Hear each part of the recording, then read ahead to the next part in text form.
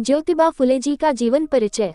ज्योतिबा फुले जी का जन्म 11 अप्रैल 1827 कटगुण, पुणे, महाराष्ट्र में हुआ था और मृत्यु 28 नवंबर 1890 में 63 साल की उम्र में मृत्यु हुई थी।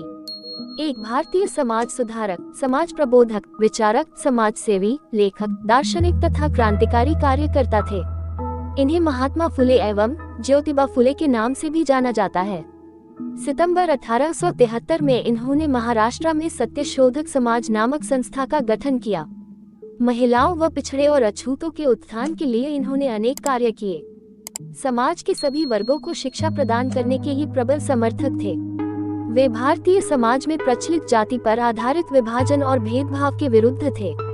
भारतीय समाज सेवी, शिक्षा प्रेमी और समाज के विचारक थे। उन्हें महाराष्ट्र के दलित समुदाय के समाजसेवी और क्रांतिकारी के रूप में जाना जाता है। बचपन और परिवार। ज्योतिबा फुले का जन्म सतारा, महाराष्ट्र में हुआ था। उनके पिता का नाम गोरखनाथ शेलेकर था। उनका परिवार गरीब था और वे दलित समुदाय से संबंधित थे। शिक्षा और करियर। ज्योतिबा फुले को प्राथमिक शिक्षा की आवश्यकता समझने के बाद ही उनके पति सावित्रीबाई फुले ने उन्हें शिक्षा दी। उन्होंने दलितों के लिए शिक्षा केंद्र स्थापित किए और उन्हें शिक्षित करने का कार्य किया।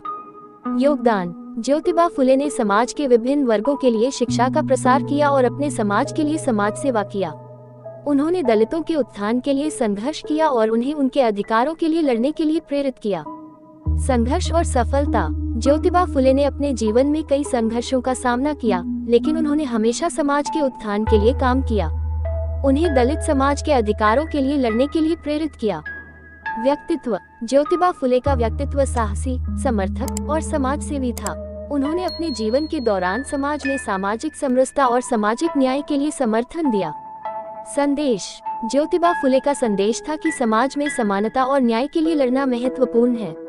उन्होंने दलित समुदाय के लिए शिक्षा का महत्व स्थापित किया और उन्हें उनके अधिकारों के लिए लड़ने के लिए प्रेरित किया।